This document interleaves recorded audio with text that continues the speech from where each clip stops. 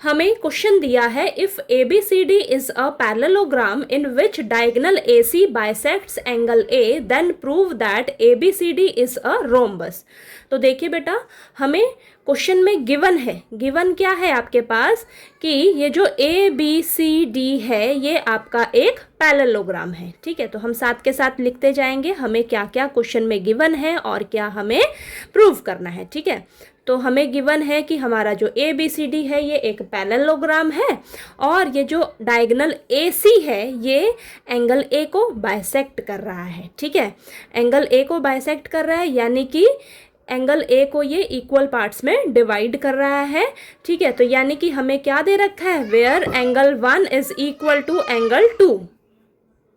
तो यानी कि आपको क्वेश्चन में दो चीज़ें गिवन है कि आपका ये जो ए बी सी डी है ये एक पैरेललोग्राम है और ए सी एंगल ए को बाइसेक्ट कर रही है, तो एंगल 1 जो है एंगल 2 के इक्वल हो जाएगा। ठीक है, यानी कि अगर एंगल 1 आपका, मान लो अगर आपका एंगल 1 समझो 20 डिग्री है तो एंगल 2 भी आपका 20 डिग्री ही होगा। तो एंगल 1 एंगल 2 के इक्वल है, ये आपको गिवन है।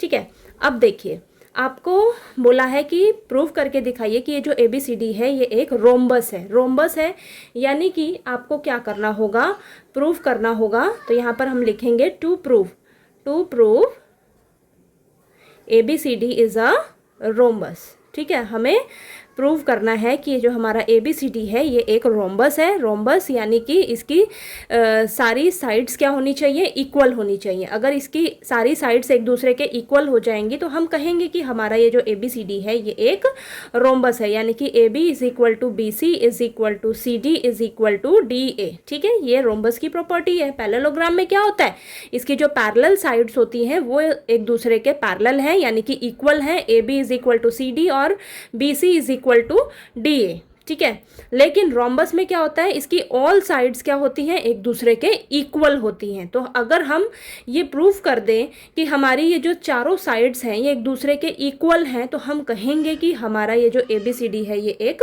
रोम्बस है। तो उससे पहले बेटा आपको क्या प्रूफ करना होगा, आपको ना बताना होगा कि ये जो ए सी डायगोनल है ये एंगल सी को भी बाइसेक्ट कर रही है। ठीक है, एंगल सी को भी बाइसेक्ट कर रही है। तो हम एंगल लेकर चलते हैं, यहाँ मैं ले लेती हूँ एंगल 3 और ये एंगल 4 ले लेती हूँ, यानी कि आपको एंगल 3 जो है एंगल 4 के बराबर प्रूव करके दिखाना होगा। अगर आपका एंगल 3 एंगल 4 के इक्वल आ जाएगा तो हम कहेंगे यहाँ से कि जो हमारा ए सी डायगोनल है वो एंगल सी को भी बाइसेक्ट कर रहा है। ठीक है, तो जब ये चारों एंगल्स एक दूसरे के बराबर हो जाएंगे ना तो वहाँ से आप इसको इजीली प्रूव कर लोगे कि ये जो आपका ए बी सी डी है ये एक रोम्बस है। चलिए करते हैं, तब आपको अच्छे से क्लियर होगा। ठीक है, तो देखिए बेटा ये क्वेश्चन मुझसे किसी बच्चे ने पूछा था तो मैं इसलिए इसको करा रही हूँ।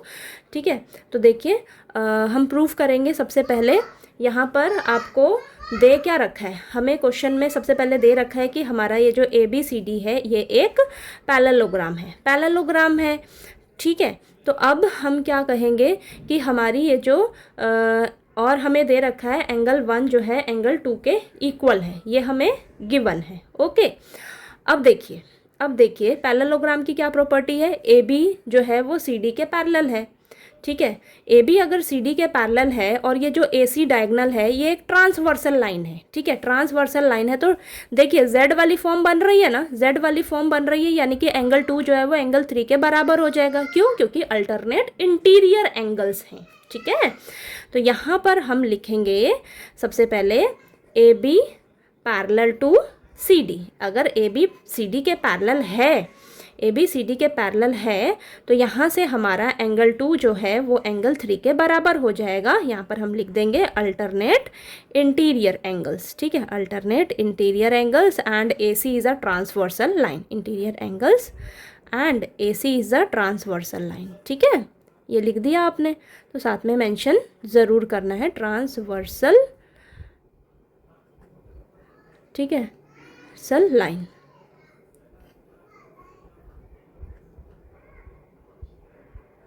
ओके,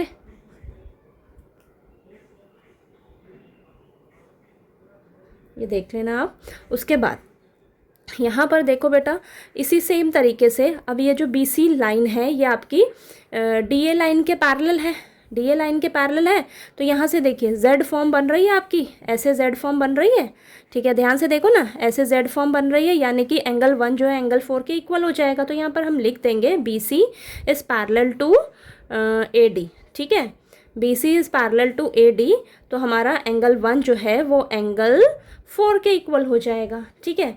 यहाँ पर भी हम लिख देंगे अल्टरनेट इंटीरियर एंगल्स, ठीक है, और AC हमारी ट्रांसवर्सल लाइन है, ओके। तो यहाँ पर लिख दीजिए अल्टरनेट इंटीरियर एंगल्स, ओके। तो एक दूसरे के बराबर होंगे, एंगल 1 इज इक्वल टू 4। अब यहाँ से देखो बेटा, यहाँ से ध्यान से देखो, अगर एंगल 1 जो है एंगल 2 के बराबर है, एंगल 1 जो है एंगल 2 के बराबर है, एंगल 1 क्या है आपके पास एंगल 4, एंगल 3 क्या है आपके पास एंगल 2 क्या है आपके पास एंगल 3, तो एंगल 3 और एंगल 4 भी तो एक दूसरे के इक्वल होंगे। So angle 3 is equal to angle 4। देखो आपको नहीं समझ आया तो देखिए, यहाँ पर एंगल 1 हमने कितना लिया था 20 डिग्री मान लो, ठीक है। अगर एंगल 1 20 डिग्री है और ये एंगल 4 के बराबर है, यानी कि एंगल 1 जितना 20 डिग्री है तो हमारा एंगल 4 भी 20 डिग्री होगा। और अगर यहाँ पर एंगल 2 हमने इसको भी 20 डिग्री था, हमारा एंगल 2 20 डिग्री है, तो एंगल 3 भी कितना होगा 20 डिग्री ही तो होगा, ठीक है। सारे एंगल्स क्या हैं एक दूसरे के बराबर है, देखिए 20 डिग्री 20 डिग्री 20 डिग्री सारे एक दूसरे के बराबर है। तो यहाँ पर angle 3 is equal to angle 4 हो गया। यहाँ से हम लिख सकते हैं, देखिए दोनों एंगल्स एक दूसरे के बराबर हो गए, तो यहाँ से हम ये लाइन लिख सकते हैं, hence AC bisects angle C also, okay. यहाँ से ये समझ आया आपको, एंगल C ऑल्सो, ठीक है।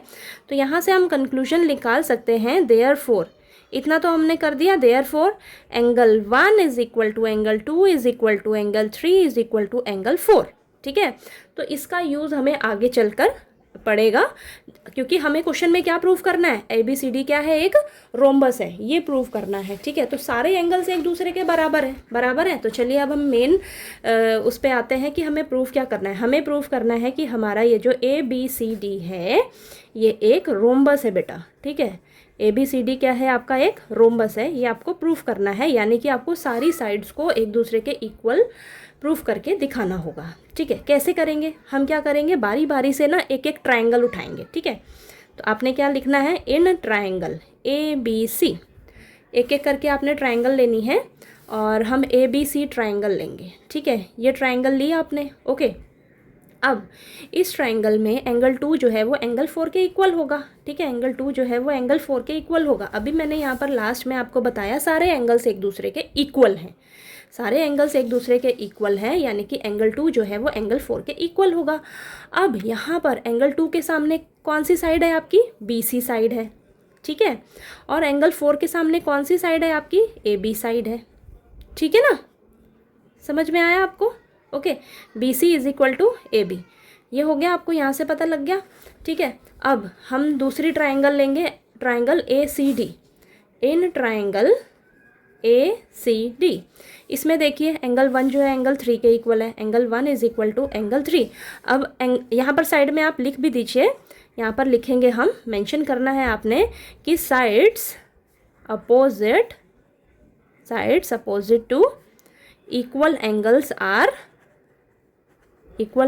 आर ऑल्सो इक्वल, यानी कि आपकी देखिए ये दोनों एंगल्स इक्वल हैं, तो इन एंगल्स के सामने जो भी साइड है आपकी वो भी एक दूसरे के क्या होंगी, इक्वल होंगी, ठीक है। तो एंगल 2 के सामने ये साइड थी, एंगल 4 के सामने ये साइड है, तो ये भी एक दूसरे के इक्वल होंगी। तो sides opposite to the equal angles are also equal, okay.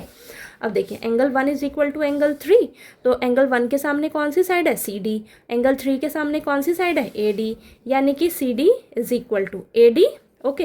यहाँ पर भी हम यही सेम लाइन लिखेंगे, sides opposite to equal angles are also equal, okay, ठीक है।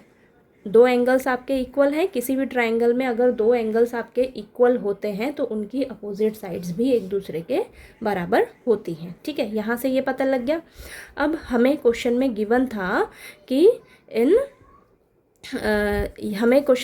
था कि हमारा जो ABCD है ये एक पैरेललोग्राम है, ठीक है। ये हमें गिवन था, यानी कि वहाँ से हमें क्या पता लग रहा था, ये जो AB है ये CD के इक्वल था, ठीक है। AB जो है वो CD के इक्वल था, एंड BC जो है वो AD के इक्वल था, BC जो है वो AD के इक्वल था, ये गिवन है हमें, ठीक है। अब यहाँ से देखिए बेटा, यहाँ से हमें क्या पता लग रहा है, AB जो है हमारा BC के इक्वल है, ठीक है। AB जो है, यहाँ से मैं क्या लिख सकती हूँ, देखिए ध्यान से, ये हम ले लेते हैं अपनी, ये हमारी, ठीक है, यहाँ पर ये लिख देंगे opposite sides of parallelogram are equal, okay, opposite sides of parallelogram are equal. तो यहाँ से देखो बेटा, यहाँ से कंक्लूजन क्या निकल रहा है, so A B is equal to B C, ठीक है। So A B is equal to B C, ये फर्स्ट इक्वेशन ले लो, ये सेकंड इक्वेशन ले लो, और इस पूरे को हम थर्ड मान लेते हैं, ठीक है। तो यहाँ से देखो A B is equal to B C, और ए बी किसके इक्वल है, सी डी के इक्वल है, तो A B is equal to B C, A B किसके इक्वल है, सी डी, ठीक है। थर्ड इक्वेशन से हमें ये पता लग गया। और यहाँ पर हम देख रहे हैं लास्ट में क्या आना चाहिए हमारे पास, ए डी आना चाहिए, है ना, ए डी आना चाहिए। तो यहाँ पर देखिए बी सी किसके इक्वल है, ए डी के इक्वल है, ठीक है। या यहाँ से देख लो आप, सी डी किसके इक्वल है, सी डी किसके इक्वल है, ए डी के इक्वल है, चाहे आप यहाँ से देख लो चाहे यहाँ से देख लो, ठीक है। तो यहाँ से मुझे क्या पता लग रहा है, हमारा जो ए बी है वो बी सी के इक्वल आ रहा है, बी सी सी डी के इक्वल आ रहा है, और सी डी जो है वो डी ए के इक्वल आ रहा है। तो चारों साइड से एक दूसरे के इक्वल आ रही हैं, चारों साइड से एक दूसरे के इक्वल आ रही हैं।